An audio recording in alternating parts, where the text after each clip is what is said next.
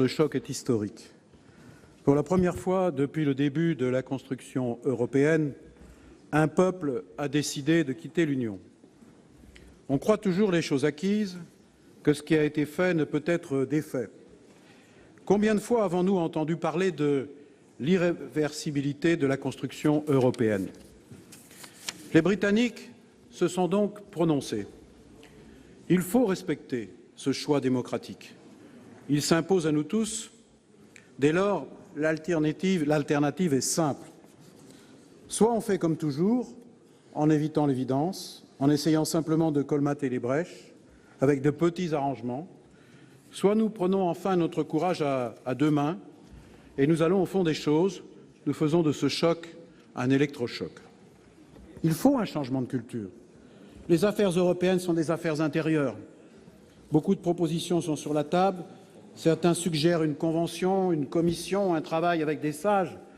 Certains n'ont que le mot référendum à la bouche. Bien sûr, il faut donner la parole au peuple, et le peuple français l'aura dans quelques mois. Mais soyons clairs, un référendum ne peut pas être le moyen de se débarrasser d'un problème, encore moins un moyen de régler des problèmes de politique interne. On a vu ce que cela donnait quand on jouait aux apprentis sorciers en Grande-Bretagne. Je veux être encore plus clair. Par le référendum, puisque je le cite volontiers, le Front national ne poursuit au fond qu'un seul objectif, qui est désormais dévoilé, faire sortir la France de l'Union européenne et donc de sa propre histoire et de son propre destin. Quelle triste ambition pour un parti qui se prétend patriote, mesdames et messieurs les sénateurs. Notre rôle de responsable politique n'est pas de suivre, mais d'éclairer, de montrer le chemin. La question qui se pose à la France n'est pas de sortir de l'Europe, mais de refonder le projet européen. Et je le dis, l'élection présidentielle sera le moment privilégié pour les citoyens de trancher ces débats. Reconnaissons qu'au-delà des champs économiques et monétaires, au-delà de la question du marché donc, nous avons échoué à construire une véritable société européenne. David Cameron a d'ailleurs dit vendredi matin, il a qualifié les Britanniques de nation de marchands. C'est une ironie de l'histoire que ce soit les marchands qui quittent les premiers une communauté tournée vers le marché. Et ce n'est pas qu'une ironie, c'est aussi le symbole que l'Europe, que nous tous, nous n'avons pas su apporter plus que ce marché. Cette faillite doit être constatée aujourd'hui pour mieux préparer demain, après la sortie du Royaume-Uni, parce que oui, le Royaume-Uni doit quitter l'Europe. De l'Union. La réalité, aujourd'hui, à un moment où nous devrions agir de concert pour un véritable sursaut de l'Europe, c'est que nous avons bien du mal à nous entendre et à nous comprendre. Un peu à l'instar de nos amis britanniques, nous, Français, nous drapons volontiers dans la grandeur de notre passé national, sans reconnaître aujourd'hui notre profonde dépendance aux autres. France, 5e puissance mondiale. C'est par cette ritournelle illusoire que presque tous les prétendants à l'élection présidentielle aiguisent l'imaginaire politique des électeurs sans oser dire que nous ne devons notre maintien à ce rang fragile dans la hiérarchie mondiale que grâce à notre appartenance à l'Union et ce qu'elle nous a apporté au cours des dernières décennies. Ritournelle illusoire aussi, parce que la réalité qui s'annonce et que nous cachons très pudiquement à nos concitoyens, c'est que, à l'horizon de 2050 au plus tard, plus aucun pays européen, pas même l'Allemagne, ne figurera parmi les 20 premières puissances de la planète. À l'heure de la montée en puissance de pays qui n'ont plus d'émergents que le nom, comment pouvons-nous penser l'avenir de notre pays sans penser l'échelle européenne, la seule susceptible d'imposer une véritable régulation dans un processus de mondialisation effrénée? Pour un Européen, le Brexit a d'abord été une immense tristesse et aussi une profonde inquiétude, mais au total nous impose une nécessaire détermination. Une profonde tristesse de voir l'actualité bousculer l'histoire, de mesurer le rejet du bilan de l'Europe. Combien de marathons, combien de sommets, combien de bilatérales, combien de séances du Parlement européen, combien de tout petits pas faits par des très grands hommes. Tout ça a été rejeté. Si l'Europe est mortelle, chers amis, ça veut dire que la guerre n'est pas impossible. C'est ça la vérité qui est devant nous aujourd'hui. Si l'Europe est mortelle, la guerre n'est plus impossible. La réalité pour les peuples, c'est que Lisbonne n'a pas changé Maastricht. Et si nous sommes aujourd'hui dans cette réalité, c'est qu'au fond, malgré les efforts, les réformes constitutionnelles que nous avons inventées, quand on a décidé de faire en sorte que le président de la Commission soit nommé par le Parlement, comme beaucoup de premiers ministres le sont dans l'Union européenne, cela n'a pas suffi pour convaincre l'opinion publique que la construction européenne avait des fondements démocratiques. Il y a beaucoup de mensonges sur l'Europe. Le premier mensonge des responsables politiques partout dans l'Union européenne, c'est de ne pas assumer. L'Europe, c'est nous. L'Europe, c'est pas les autres. Et quand un ministre de l'Agriculture perd un arbitrage, ce n'est pas la faute des arbitres, c'est la faute de nos propres responsabilités. Et ça, c'est vrai pour la droite comme pour la gauche. L'Europe, c'est nous. Et quand on négocie mal l'organisation, par exemple, de la Direction générale de l'agriculture à Bruxelles, il ne faut pas s'étonner qu'ensuite on puisse perdre des arbitrages en matière agricole. Mais ça, c'est une responsabilité qui est une responsabilité politique. N'allons pas chercher les technocrates, n'allons pas chercher la bureaucratie. La bureaucratie, ce n'est que l'expression de la faiblesse de la politique. Et l'Europe, elle n'est pas assumée par les politiques. Et c'est une responsabilité collective. Assumons cette construction européenne. C'est Jean Monnet qui disait « Ce qui est le plus important aujourd'hui, ce n'est pas d'être optimiste, ce n'est pas d'être pessimiste, c'est d'être déterminé. »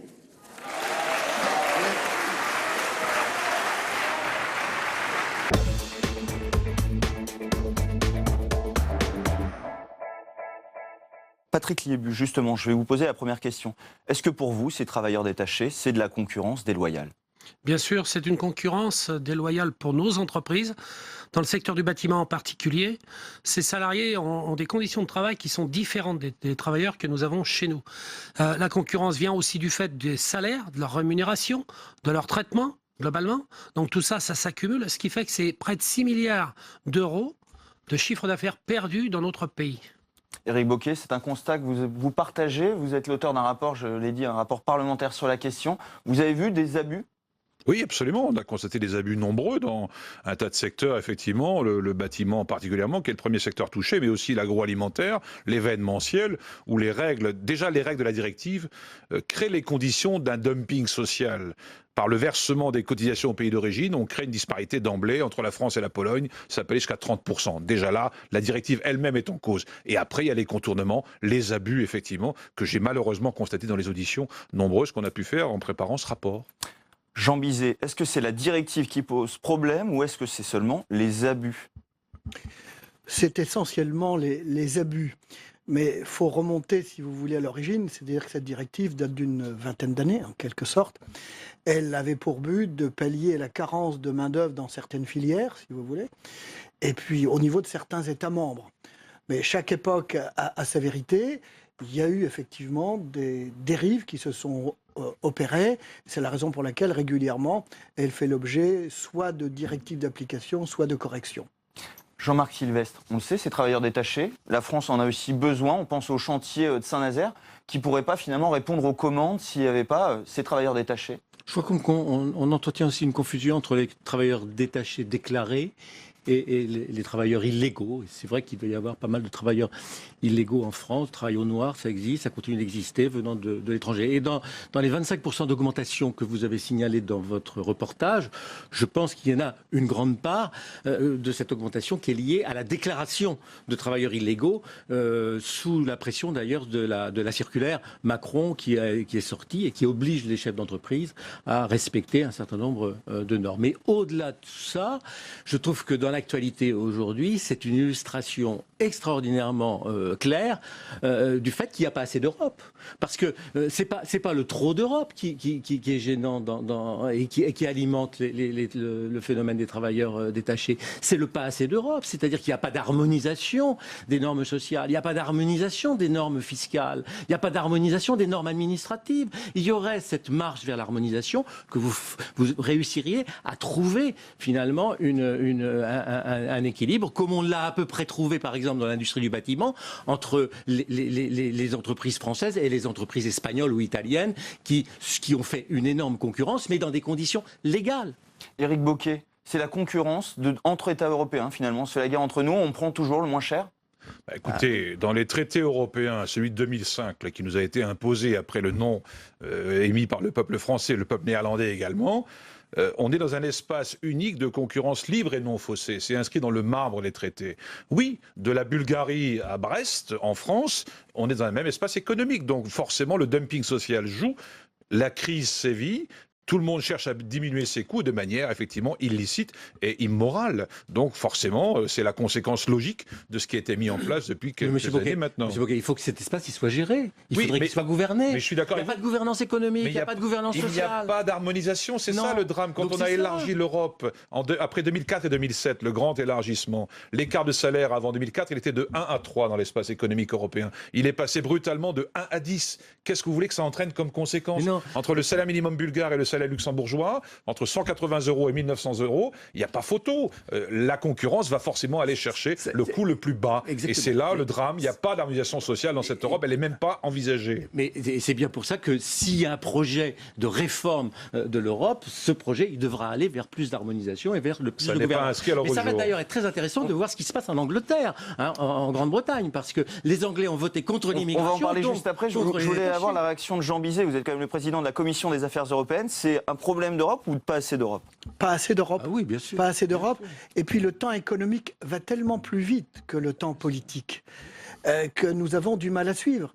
Alors aujourd'hui, il y a quand même un acquis important, c'est-à-dire qu'on est arrivé à faire admettre qu'à travail égal, salaire égal, sur un même lieu. Alors il reste l'harmonisation fiscale, sociale, pardon. L'harmonisation sociale. La complexité administrative fait que comme la durée du détachement en moyenne c'est à peu près 103 jours en France, on a du mal à obtenir cette harmonisation parce que le temps d'élaborer les dossiers, etc. Mais je pense qu'à terme, nous y parviendrons. Mais je reviens avec une délégation de collègues de la Commission des Affaires européennes du Sénat d'un déplacement de 48 heures en Pologne. Les Polonais sont extrêmement remontés contre précisément l'attitude française et d'un certain nombre de pays parce qu'ils veulent conserver cet acquis de venir nous envoyer un certain nombre de ressortissants. Donc, moi, je crois qu'il faut regarder et analyser cette directive détachement des travailleurs un petit peu dans le temps. Elle a été améliorée, notamment en 2014. Il faudra encore quelques temps pour arriver à parfaire ce grand marché unique, parce que l'objectif, c'est ça. Mais dès 1999, avec l'union monétaire, le jour où on a réalisé ça, c'était une très belle réalisation, on a oublié de l'épauler avec une union économique. Voilà le drame, c'est tout. Patrick Liebus, il y a bien des grands groupes français qui profitent de ces travailleurs détachés. Vous représentez les artisans et les petites entreprises du bâtiment. C'est aussi au sein de votre profession qu'il y a une concurrence déloyale? C'est au sein de notre profession, suivant la taille de l'entreprise. Le problème qui se passe, c'est que si vous prenez l'exemple de Flamanville, je vais prendre un exemple. Le chantier de Flamanville, c'est l'EPR qui est construit. L'EPR de Flamanville, c'est flagrant. Cet EPR, il y a eu plus de 200 salariés qui ont travaillé, travailleurs détachés, dont une partie n'était pas déclarée. Ça veut dire que c'est le recours de ces grosses entreprises simplement pour faire du dumping vis-à-vis des petites entreprises. En plus, avec leur système, les artisans qui pouvaient être quelquefois en accès direct ou en sous-traitance n'accèdent plus à ces marchés parce que de fait, vu les charges que l'on a en France, ils sont au-dessus de ces tarifs-là. Donc on perd en compétences. Éric Bocquet, c'est quoi le régime de sanctions pour les entreprises qui utilisent illégalement des travailleurs détachés? Alors juste un mot sur Flamanville, effectivement c'est tout à fait révélateur et illustratif.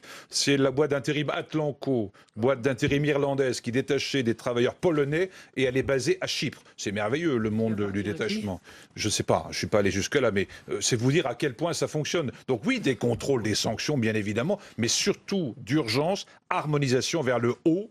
parce que ça n'a jamais été décrété, c'est pas programmé à l'heure qu'il est. Donc l'urgence, c'est de ouvrir ce chantier-là. On est dans l'espace européen qui nécessiterait une réglementation européenne. On sera toujours le riche de quelqu'un. Ce matin, le président Bizet rendait compte de son déplacement à Varsovie. Très intéressant. En Pologne, il y a 1 million de travailleurs ukrainiens qui prennent des emplois que les Polonais ne veulent pas faire. En gros, on est toujours le Polonais, entre guillemets, de quelqu'un. Forcément, on trouvera toujours un coût inférieur ailleurs. Et si après, il faut aller au-delà de l'Ukraine, on ira à Ceylan, on ira à Singapour, et ainsi de suite. C'est la fuite en avant, c'est la chute, et c'est le dumping sans limite. Jean Bizet, la question des travailleurs étrangers, elle a été au cœur du débat du Brexit dans la campagne sur le référendum. Les travailleurs étrangers étaient pointés du doigt. Est-ce qu'on en est là en Europe à finalement toujours montrer du doigt les étrangers qui viendraient prendre le travail? Sur l'affaire du Brexit, permettez-moi de redire encore une fois, malheureusement on ne l'a pas souvent et suffisamment entendu, qu'il y a de la part de nos amis britanniques une hypocrisie la plus totale, pour la bonne raison, c'est que le modèle économique anglo-saxon a été construit là-dessus. Et c'est leur politique, je dirais, économique et sociale qui a été très attractive pendant un bon moment donné et qui aujourd'hui, si vous voulez, a dépassé certaines limites et leur revient en pleine tête, si vous voulez. Donc, ce n'est pas l'Europe, là. C'est précisément parce qu'ils ont joué dans la cour de l'ultralibéralisme. Donc, faut faire attention à cela. Moi, je pense qu'en France, on est beaucoup plus équilibré. Le seul point de désaccord que j'ai avec mon ami Éric Bocquet, c'est que l'harmonisation, elle est nécessaire. Se fera-t-elle par le haut? Je crois très sincèrement, sans vouloir vous provoquer, que le modèle social français ne fait plus spécialement rêver et surtout, il ne sera pas, je dirais, possible dans la conjoncture actuelle. On n'en a plus trop les moyens. Donc il faudra trouver un équilibre. Je suis un Normand, c'est peut-être pour ça. Il faudra trouver un équilibre. Jean-Marc Sivelle, je vous ai vu réagir sur l'hypocrisie des Anglais qui finalement ont construit leur modèle là-dessus. Oui, ils ont restauré leur compétitivité, notamment au niveau industriel, sur l'automobile, qui ne leur appartient plus, mais qui appartient à des investisseurs étrangers qui sont venus s'installer en Grande-Bretagne pour cette raison-là, d'une part, et pour pouvoir avoir accès au marché européen avec le passeport. Et puis, ils ont restauré leur compétitivité dans l'industrie pharmaceutique, dans l'industrie qui avait disparu en Angleterre complètement, et beaucoup plus d'ailleurs que par la livre sterling et par l'indépendance de leur politique monétaire. Hein. Et donc ils ont raconté des salades. Et moi je voudrais faire un bilan de leur solde migratoire dans 1 an ou 2. Je ne pense pas qu'ils aient varié beaucoup dans leurs proportions. Ils sont obligés. Ça ne peut fonctionner que de cette façon-là. Ils ont bâti un modèle qui aujourd'hui explose. Patrick Liebus, est-ce que les entreprises françaises, elles en profitent aussi? On l'a entendu dans le sujet, la France est le 4e pays à envoyer des travailleurs détachés. Je ne sais pas si ça concerne vos petites entreprises ou les artisans ou si c'est plutôt les grosses entreprises, mais est-ce qu'on n'y perdrait pas si on revenait sur ce principe? Alors la différence, elle est bien simple. Quand vous avez les travailleurs détachés qui viennent de Pologne, de Roumanie ou autres, peu importe, hein. Quand ils viennent travailler chez nous, le problème qu'il y a, c'est qu'ils amènent des compétences et savoir-faire d'un certain niveau. Mais quand on l'envoie, nos travailleurs chez nous, quand ils vont travailler à l'étranger, en général, on envoie des ingénieurs. Quand ils vont travailler dans des grands groupes à l'étranger, parce que en fait c'est des filiales, c'est quand même pas tout à fait le même niveau. Et quand on m'explique qu'il faut apprendre à parler la langue du pays dans lequel on travaille, et qu'on dit que nous on a ce problème-là de l'autre côté, je m'excuse, quand ils partent en général ils parlent anglais, ils s'en sortent très bien. Donc ça ne pose pas de problème.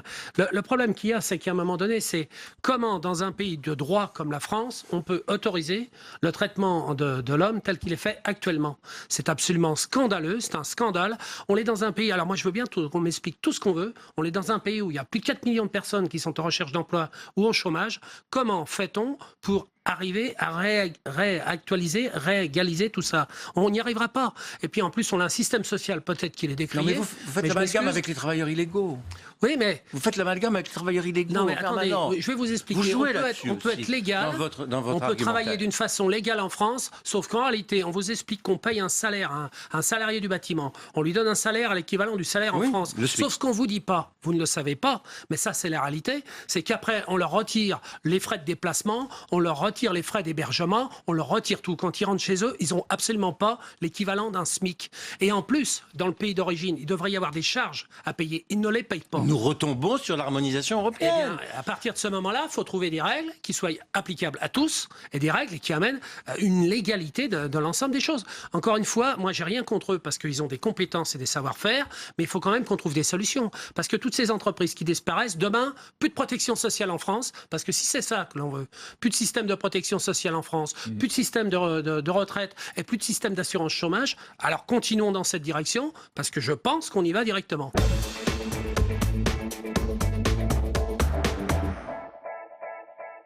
Je défends le revenu inconditionnel à la fois contre le RSA aujourd'hui et contre la logique de l'assistanat.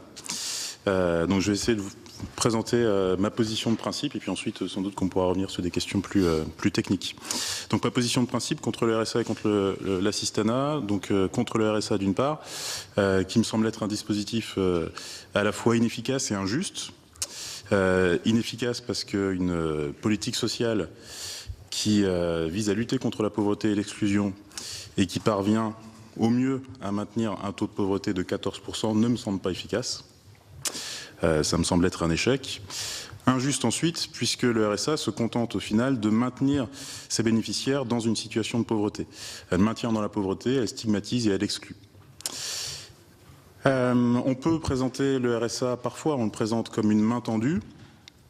Cette vision ne me semble pas satisfaisante. En tout cas, pas pour un montant de 524,68 €. À 524,68 €, s'il y a une main tendue, c'est uniquement celle des bénéficiaires qui ont parfois tellement honte de devoir faire la demande qu'ils ne font pas la demande pour bénéficier de cette prestation.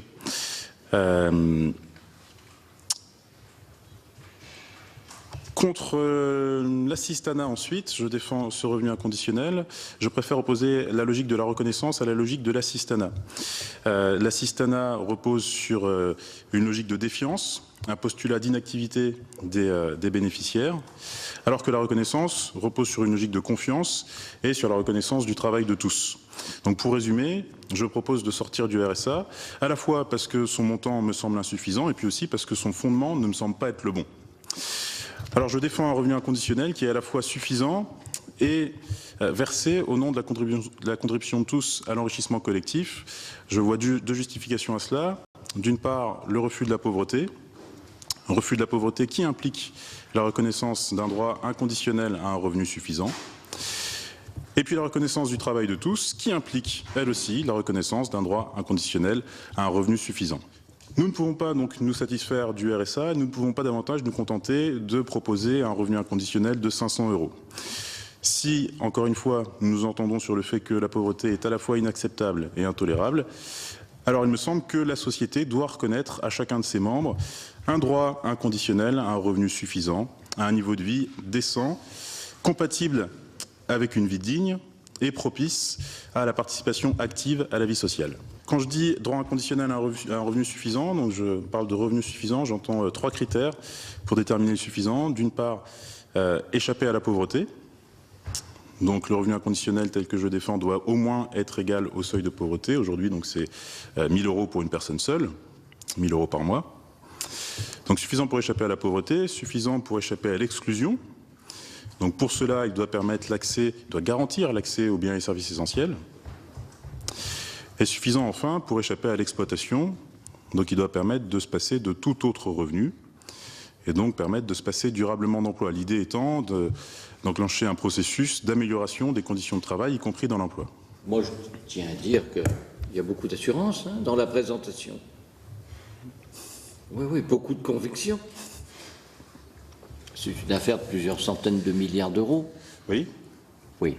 Par conséquent, il va falloir, dans les questions que nous allons vous poser, que vous esquissiez des pistes pour aller vers ce financement idéalisé. Sur la question du financement, alors il existe plusieurs propositions parmi les promoteurs du revenu inconditionnel.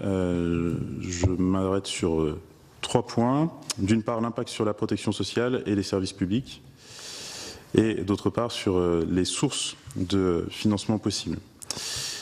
Sur l'impact sur la protection sociale, donc ma position est que le revenu inconditionnel ne doit pas se traduire par un recul du système de protection sociale et ne doit pas se traduire par un recul des services publics, ne doit pas se traduire en gros par un recul de la dépense publique. En matière de protection sociale, dans mes propositions, je conserve l'intégralité à l'exception du RSA et des allocations familiales. Donc le RSA parce que j'ai dit tout le mal que j'en pensais. Les allocations familiales, puisque le revenu inconditionnel, dans mon optique, est versé dès la naissance, donc il se substitue parfaitement et avantageusement aux allocations familiales. Après, en matière de sources de financement, donc moi je m'appuie sur des sources fiscales. J'exclus la TVA et je m'appuie sur un impôt sur le revenu plus progressif et augmenté. Donc j'exclus la TVA puisque, alors, déjà, j'ai une justification pratique. Verser un revenu inconditionnel financé par la TVA qui se traduirait par une augmentation des prix, c'est un peu un marché de dupes. Et puis, du point de vue de la justice sociale, on sait que la TVA n'est pas l'impôt le plus juste qu'il soit, que c'est une taxe qui est proportionnelle, qui peut être progressive, mais très faiblement progressive, et donc qui ne permet pas de réaliser le partage, un nouveau partage des richesses, un nouveau partage de valeur qu'implique un revenu inconditionnel, à mon avis. Je m'appuie donc sur l'impôt sur le revenu, et donc je me suis appuyé sur une simulation que Marc de Basquiat, que vous avez déjà vu, je crois, a eu la gentillesse de réaliser. Pour moi, à partir des chiffres que je propose, et globalement, l'instauration d'un revenu inconditionnel de 1 000 € par majeur et 250 € par mineur, financé par l'impôt, se traduirait par un impôt moyen de 57,9%, ce qui se traduirait concrètement par une augmentation du niveau de vie des 8 premiers déciles et un recul du niveau de vie des 2 derniers déciles. Donc je peux vous donner quelques exemples de variation des revenus, des niveaux de vie. Le premier décile verrait son niveau de vie augmenter de 87,5%, le second décile de 50%, troisième décile de 27%. Ça s'équilibrerait du coup au niveau du 8e décile. Le 9e décile perdrait 5,5% de niveau de vie et le dernier décile perdrait 15,9% de niveau de vie. Chacun est utile, qu'il accepte ou pas un emploi, il va percevoir 1 000 €. Je suis d'accord que 1 000 €, c'est peut-être le minimum pour vivre. Lorsqu'il y a une PME qui est à peine rentable en payant les gens un petit peu au-dessus de 1 000 €, donc ça veut dire que les personnes qui vont toucher 1 200 €, et qui vont se déplacer en voiture pour aller à leur emploi, finalement, elles percevront moins que si elles restaient chez eux, percevront moins pour vivre, puisqu'il faut dépenser pour aller au travail, percevront moins que la personne qui ne travaille pas. Non, pas du tout. Une personne qui gagne 1 200 € aujourd'hui, suivant les chiffres que je vous ai donnés, percevra le revenu inconditionnel, 1 000 € déjà, et percevra encore ces 1 200 €, desquels seront retranchés les 57,9% d'impôt sur le revenu. Ce qui fait qu'à la fin, il lui restera 1 480 €, soit plus que ce qu'elle perçoit aujourd'hui.